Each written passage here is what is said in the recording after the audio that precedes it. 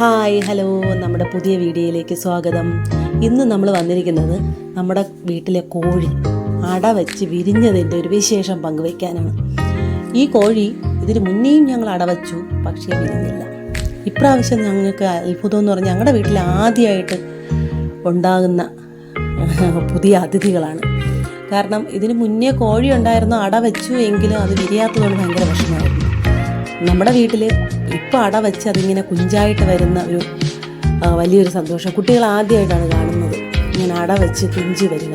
നമ്മൾ ഈ കോഴിയെ വാങ്ങുന്നത് കുഞ്ചായിട്ട് വാങ്ങിയതായിരുന്നു. കുഞ്ഞുങ്ങളായിട്ടാണ് മോൻ്റെ ഫ്രണ്ടിൻ്റെ വീട്ടിൽ നിന്ന് കൊണ്ടുവരായിരുന്നു. നല്ല നാടൻ കോഴി കുഞ്ഞുങ്ങളാണ് കൊണ്ടുവന്നപ്പോൾ 3 കോഴി കുഞ്ഞുങ്ങളുണ്ടായിരുന്നു.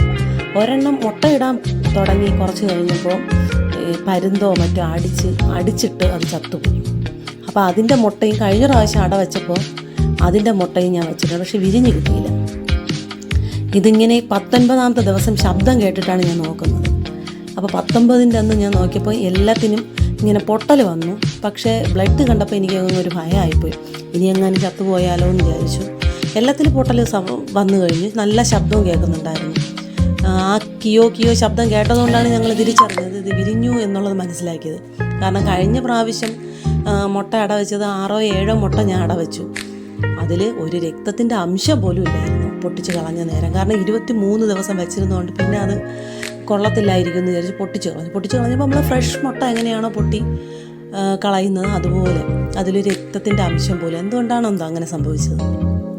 ഇപ്രാവശ്യം മുട്ട അട വയ്ക്കാൻ നേരം എന്നോട് മോള് പറഞ്ഞു, അമ്മ 5 മുട്ട ഇരിക്കും, നമുക്കൊന്ന് അട വെച്ചാൽ. അപ്പം ഞാൻ പറഞ്ഞു, പക്ഷേ കഴിഞ്ഞ പ്രാവശ്യം വെച്ച് വെറുതെ പോയി, അതുകൊണ്ട് ഇപ്രാവശ്യം വയ്ക്കണ്ടെന്ന് പറഞ്ഞു. പക്ഷേ അമ്മ ഞാൻ ഒന്ന് വെച്ച് നോക്കട്ടെ അമ്മ എന്ന് പറഞ്ഞിട്ട് അവൾ വെക്കാമെന്ന് പറഞ്ഞിട്ടാണ് മോള് മുത്ത് വെച്ചത്. അപ്പോൾ ഞാൻ പറഞ്ഞു, നീ വെച്ചോ എന്ന് പറഞ്ഞു. അപ്പോൾ അവൾ തന്നെ മുത്ത് തന്നെയാണ് മണ്ണെടുത്തുകൊണ്ട് വന്നത്. അപ്പോൾ മണ്ണ് കുറവായതുകൊണ്ട് അവൾ പറഞ്ഞു, അമ്മ ഒരു തുണിയും കൂടെ വെച്ച് കൊടുക്കാം. അങ്ങനെ തുണിയൊക്കെ കൂടിയിട്ട് വെച്ച് ഞാൻ കണ്ടുകൂടിയില്ല. ആൾ തന്നെ എടുത്ത് 5 മുട്ടയും സേഫായിട്ട് വെച്ച്. മുട്ട വയ്ക്കേണ്ട താമസം ഇവള് കയറി അടയിരുന്നു. ഈ അടയിരുന്ന് വലിയ സ്നേഹമുള്ള കോഴിയാണ് കേട്ടോ. സ്നേഹമൊക്കെ ശരിയാണ്, 2 പേർക്കും ഭയങ്കര സ്നേഹമാണ്. സന്ധ്യ ആയാൽ അവർ അടുത്ത വീട്ടിൻ്റെ തെങ്ങിൻ്റെ മണ്ടയിലേ ഇരിക്കത്തുള്ളൂ, അതാ ഒരു ഭയം. അപ്പോൾ പിറ്റേ ദിവസം, അതായത് 21ാം ദിവസം ഞാൻ നോക്കിയപ്പോൾ ഏകദേശം എല്ലാം ഒക്കെ വിരിഞ്ഞു കഴിഞ്ഞു. 5 എണ്ണത്തിൽ 3 എണ്ണം വിരിഞ്ഞു. അതിൽ 2 എണ്ണേ ഉണ്ടായിരുന്നുള്ളൂ പിന്നെയും വിരിഞ്ഞ് വരാനായിട്ട്. അപ്പോൾ അത് ഞാൻ പകുതിയൊക്കെ വിരിഞ്ഞിരുന്നതുകൊണ്ട് ഞാനതിനെ പൊട്ടിച്ചു വെച്ചപ്പോഴത്തേക്ക് അത് ബാക്കിയും കൂടെയൊക്കെ സേഫായിട്ട് എല്ലാം പുറത്ത് വന്ന് അതിൽ ഒരെണ്ണത്തിന് മോനെടുക്കുകയാണ്. ആദ്യത്തെ മുട്ടയാണ് ഇത് പുറത്ത് വന്നതിൻ്റെ. അപ്പോൾ മുട്ടത്തോടിനെ മാറ്റിയിട്ട് കൊടുത്തു. കാരണം മുട്ടത്തോട് അതിൻ്റെ കൂടെ കിടന്നാൽ നമുക്ക് പേടിയുണ്ട്, പക്ഷേ തള്ളക്കോഴി ഉള്ളതുകൊണ്ട് അത് പേടിക്കേണ്ട കാര്യമില്ല. ഇതാണ് ആദ്യമായിട്ട് വന്നത്. സുന്ദരനോ സുന്ദരിയോ ആണ്. അമ്മയെപ്പോലെ അച്ഛനെപ്പോലെ അല്ല. ഇതുപോലെ തന്നെയായിരുന്നു ഇവരെ കൊണ്ടുവന്നപ്പോഴും, വെള്ള കളറിലായിരുന്നു. പിന്നെ അത് പോകെയാണ് കളർ വ്യത്യാസം വന്നത്. ഇവിടെ അച്ഛനും അമ്മയും എന്ന് പറയുന്നത് ബ്രൗൺ കളറാണ്. അന്ന് ഈ വീഡിയോയിൽ ലാസ്റ്റ് നമുക്ക് കാണാൻ പറ്റും അച്ഛനും അമ്മയും. അങ്ങനെ എല്ലാവരും വിരിഞ്ഞു അമ്മയുടെ ചിറകിൻ്റെ അടിയിലേക്ക് കയറി പോവുകയാണ്. തള്ളക്കോഴി ശരിക്കും നമ്മളെ ഉപദ്രവിക്കില്ല, നല്ലൊരു കോഴിയാണ്. അതുപോലെ തന്നെ അച്ചൻ കോഴി നമ്മളെ വീട്ടിനകത്ത് കയറി വന്ന് അങ്ങനെ തേരാപാര നടക്കും. അതുപോലെ തള്ളയും. പക്ഷേ ഇവർക്കൊരു പ്രശ്നമെന്ന് വെച്ചാൽ രാത്രിയിൽ കൂട്ടിനകത്ത് കയറത്തില്ല. 2 അപ്പുറത്തെ വീട്ടിലെ തെങ്ങിൻ്റെ മണ്ടയിൽ കയറിയിരിക്കുകയുള്ളൂ. അതാണ് ഒരു വലിയൊരു കുഴപ്പം. ഞങ്ങളൊക്കെ ജോലി കഴിഞ്ഞിട്ട് വന്നിട്ട് ഞാനോ പിള്ളേരോ ഒക്കെ ചേർന്നാണ് അതിനെ അടിച്ചൊന്ന് മാറ്റി താഴോട്ടിറക്കി കൂട്ടിനകത്ത് കയറ്റുന്ന വലിയ കഷ്ടപ്പാടാണ്. ഈ നാടൻ കോഴിക്ക് അങ്ങനെ ഒരു പ്രശ്നമുണ്ട്. അവർ കണ്ടവൻ്റെ പറമ്പിലെ തെങ്ങിൻ്റെ മണ്ടയിലോ മരത്തിൻ്റെ മണ്ടയിലോ ഒക്കെ ഇരിക്കുകയുള്ളൂ. പ്രശ്നം വല്ല കാട്ടു പൂച്ചയോ ഒക്കെ ആണെങ്കിൽ അടിച്ചുകൊണ്ട് പോക്കളയും. ആ ഒരു ഭയമുണ്ട്. മുത്തിനും അച്ചുവിനും ഭയങ്കര ഒരു ഇതായിരുന്നു. ആദ്യമായിട്ട് നമ്മളെ വീട്ടിലുണ്ടായ ഒരു കോഴി കുഞ്ചിൻ്റെ. അപ്പോൾ ഇതിപ്പോൾ എല്ലാം വിരിഞ്ഞ് പുറത്തിറങ്ങി. 21 ദിവസവും കറക്റ്റായപ്പോൾ എല്ലാം വിരിഞ്ഞിറങ്ങി. കഴിഞ്ഞ പ്രാവശ്യം 23 ദിവസം വെച്ചിട്ട് വിരിയാത്തതാണ്. ഇപ്രാവശ്യം 21ൻ്റെ അന്ന് 19 തൊട്ടേ എല്ലാം അനങ്ങി.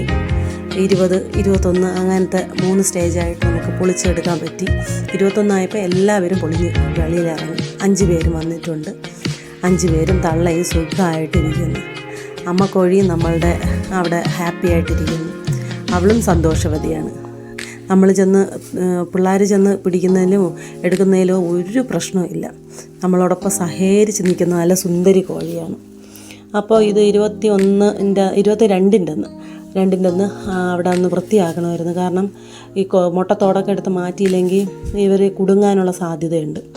അപ്പോൾ കുഞ്ഞുങ്ങളെയും അവരിയ്ക്കുന്ന അതിനെ അത്രയും വൃത്തിയാക്കി പിന്നെയും നമുക്ക് ആ ബോഡി തന്നെ വയ്ക്കാം. ആ മുട്ടയും തുണിയും മണലും ഒക്കെ മാറ്റി ഒന്ന് വൃത്തിയാക്കിയാൽ അവർക്ക് സേഫായിട്ടിരിക്കുകയും ചെയ്യാമല്ലോ, ബുദ്ധിമുട്ടുണ്ടാവില്ല.